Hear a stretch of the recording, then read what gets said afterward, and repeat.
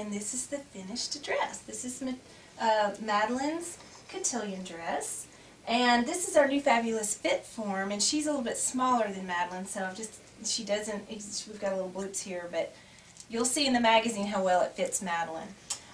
We finished the bottom of the skirt, and we applied our lace overlay, and we basted the lace overlay to the top of the skirt and then stitched the skirt to the bottom of the bodice.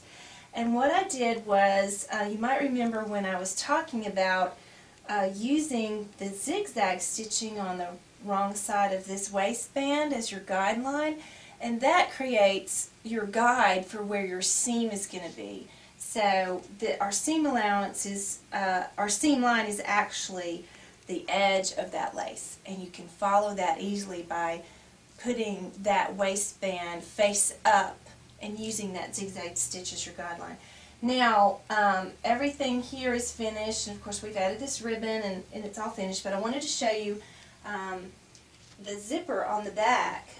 It's interesting how we did it. Let me see if I can turn her around without too much trouble. Hold on a second.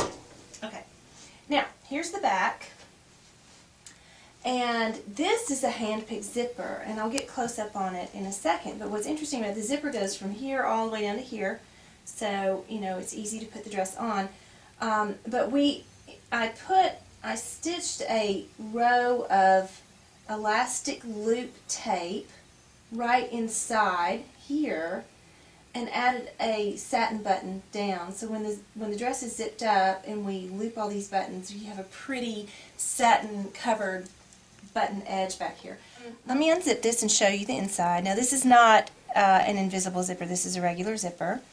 And remember, I had to use, because of the stitching here, I used these two layers as one. Usually I'll cover the edge of a zipper with the lining, but I couldn't do that. So lucky for me, I used selvage edges on the back side, which gives me a clean edge on the lining and on the bodice. So the zipper is just sewn straight to that. And as you'll see here, I've gotten some hand stitching thread. And that is because I did a hand-picked zipper. And you don't see any harsh machine stitching along here holding the zipper in. Instead, it's a tiny, tiny pick stitch where I took, about every 1/4 inch, I took one tiny little pick stitch all the way through the fabric, all the way to the other side of the zipper, and went all the way down, which makes a nice finish for a formal dress because you don't have a big machine stitching line here on your netting and your lace, and you can control that really easy. And I wanted to show you on the inside, the waistband was lined with a piece, and once everything was attached, the skirt was attached to the bodice, we hand stitched, we turned this edge under and hand stitched the lining over it to cover up those seams. So that finishes the back of our dress, and that is the entire, this is our last segment for how to make this dress. Now, I didn't go through all the details of how to sew the waistband to the bodice, how to do the darts, how to attach the skirt to the waistband, because all of that is covered in your pattern instructions.